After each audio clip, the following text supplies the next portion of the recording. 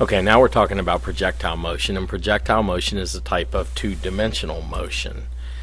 So our objective are to sketch the theoretical path of a projectile and then recognize that the vertical and horizontal motions are independent of one another, and then of course solve problems involving both cliff-type problems, which are fired horizontally, and also ones that are fired at an angle. So first of all, what is a projectile? A projectile is any object that's launched which acts only by gravity.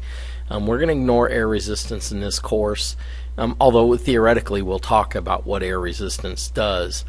Generally, projectiles are launched at angles. Think about all your ball sports, soccer, baseball, volleyball, basketball, football, all of those are projectiles.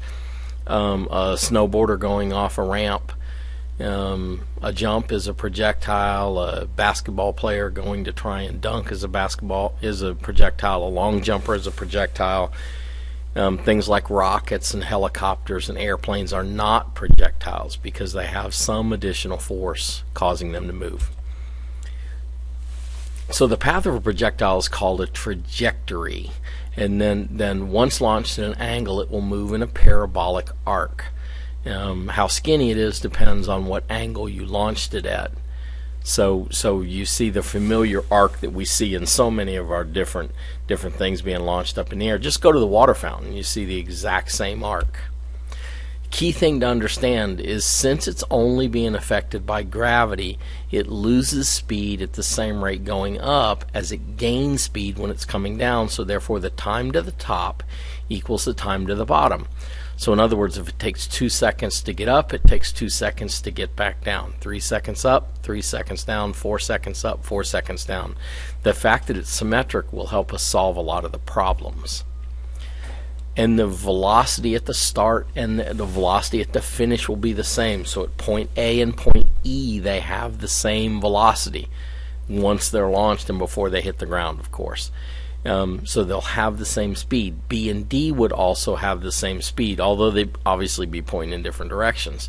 But B and D would have the same numeric value of velocity.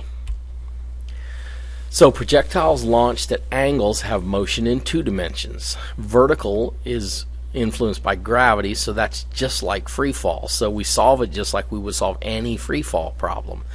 The horizontal part, though, has no acceleration. Remember, we're ignoring air resistance, so therefore there's nothing to cause it to decelerate or accelerate in the horizontal direction. Gravity acts perfectly vertical. Because of that, the vertical and horizontal motion can be treated independently. So when you solve them, you really separate them. So Joe throws a baseball horizontally at 42 meters per second from a height of 2 meters.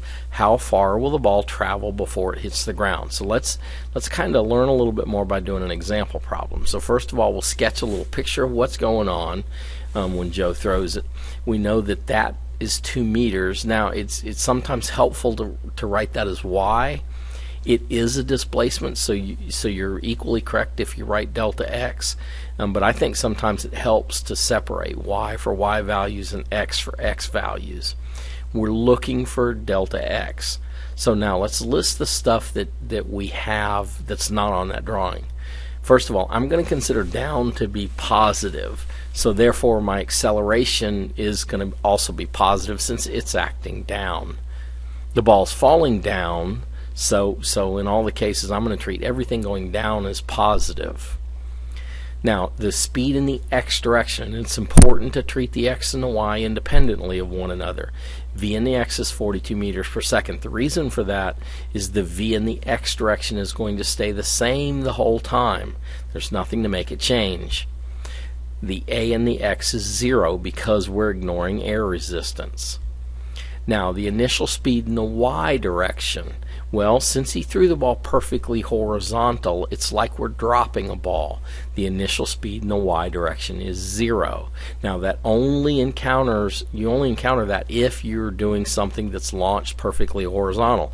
Now, they can come up with a creative way to write that. They can have somebody drive off the edge of a perfectly flat road. Then he's essentially being launched horizontal, stuff like that. And of course, we know the acceleration in the y direction is 10 meters per second squared. I can leave that as a positive number. If you want to use 9.8, that's fine. Now, we know that Vx is equal to delta x over t, so therefore delta x is equal to Vx times t. Well, I know Vx, what I don't know is t. So here's where I have to go to the 1/2 at squared equation. So I'm looking for t. Y is equal to 1/2 at squared. The other terms in that equation disappear because your initial velocity in the y direction is 0. So now I'm going to rearrange and solve that equation for t. Now this is something you'll do enough in projectiles that you'll get very comfortable with it. It's essentially anytime we're doing free fall, we can say t is equal to the square root of 2 times y divided by a. So in other words, all we've done is isolate t. That's going to give you the time for something that's falling. As long as you know how far it fell in the acceleration, you can get it.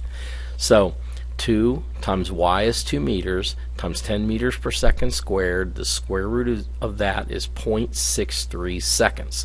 So Joe's ball is going to take 0.63 seconds to reach the ground. Now I go back to the other equation. 42 meters per second is my speed in the x direction.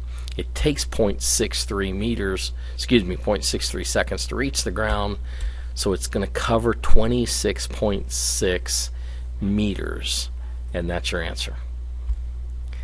Now, if we have a parabolic path like this and it's launched off a cliff horizontally, which point has the greatest horizontal velocity? So we want the greatest horizontal velocity. Well, I think it helps to actually draw it on there. And if you notice, the horizontal vectors are always staying the same. So it has the same horizontal velocity. The vertical velocity is changing, but the horizontal velocity is not if I ignore air. So it's the same. Now, vertical velocity, no. The greatest vertical velocity would be right before the ball hits the ground. Now, if you shoot it at an angle, which is cannonball type problems, kicking a soccer ball, throwing a baseball, shooting a basketball, anything like that in which you're throwing something, throwing water balloons at a summer party, you must initially break the object's initial velocity into Vx and Vy. Then we treat those components independently of one another. Now, key thing to understand, without air, an object will travel the farthest at 45 degrees because it's the best combination of time in the air and speed in the x direction. Because remember, cosine and sine of 45 are the same value, so it's going to give you the maximum amount of time. So when you look at people taking goal kicks, when you look at a punter punting the ball, a kickoff guy kicking off the ball in football, at 45 degrees is pretty close to what they're doing, even with air. Generally, they kick a little bit lower. Now, some sports involve a lot more aerodynamics. Golf, for example, when they hit a golf ball, it actually climbs as it's being hit by putting backspin on the ball, so they don't hit those balls at 45 degrees for maximum distance. But that's because of the ball. So now, for a cannonball diagram, we have something that looks like this. There's your familiar parabolic path that we've seen. We want to label Vx and Vy for each point, and then after that, where's the max total speed and the minimum total speed? Well, I'm going to use red for Vx and green for Vy. So initially I have some component in the x direction and some component in the y direction. Because of the angle shown, the component in the y direction is bigger. Now when I go to the second one, notice how Vx is now still the same length as it was before, but Vy is shorter because gravity is causing it to lose vertical speed. When I get to the top, momentarily, it's all Vx. There is no Vy. Remember, if I throw something straight up in the air, it has a fraction of a second where the velocity is 0 at the top in the vertical direction. So projectiles do the same thing. When I go down, notice how Vx now is the same length, but now Vy is going down. But the magnitude of Vy and the corresponding point across from it are the same. The difference is direction. So therefore, right before it hits the ground, Vx is still the same, Vy is the largest amount. Now, if I want to know, let's do minimum total speed first. Remember, total speed is going to be Vx plus Vy. Well, the minimum total speed is going to be where I have no Vy, 0. That's kind of the hang time thing that you hear basketball players talk about, snowboarders talk about, skateboarder people talk about, in which they're at the top of the arc. That's when they do a lot of their tricks, because they have the minimum total speed. Maximum total speed is going to be initially right after the ball is launched and right before it hits the ground. Those values will actually be the same. Now, if we have components, we're going to have to use sine and cosine to separate it. Generally, what you're given to in a cannonball problem is you're given the initial velocity and the angle. So we need to separate it into Vx and Vy.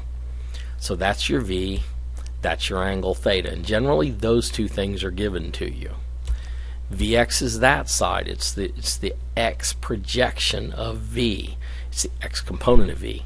And Vy is that side. It's the y projection, or the y component of V. All I'm doing is turning V into a right triangle, in which V is the hypotenuse. So therefore I can use SOHCAHTOA and allow me to solve that. Key thing to remember, Vx is going to stay the same. It's not going to change. Vy is going to change due to gravity, and that does say change. Vx is equal to V times the cosine of theta. The reason for that is cosine of theta is adjacent over hypotenuse. Adjacent is Vx, hypotenuse is V. Rearrange the equation and you get it. Vy is equal to V times the sine of theta. Those are important enough that you'll have to know that. You have to use it, be expected to use it. So let's use it right now. Fred the Undead is a non-human cannonball. Actually, he's a flying zombie. If he's launched at 30 degrees with an initial velocity of 26 meters per second, how far will he fly before reaching the ground? What I want you to do is try this and show it to me in class tomorrow. Hope this helped.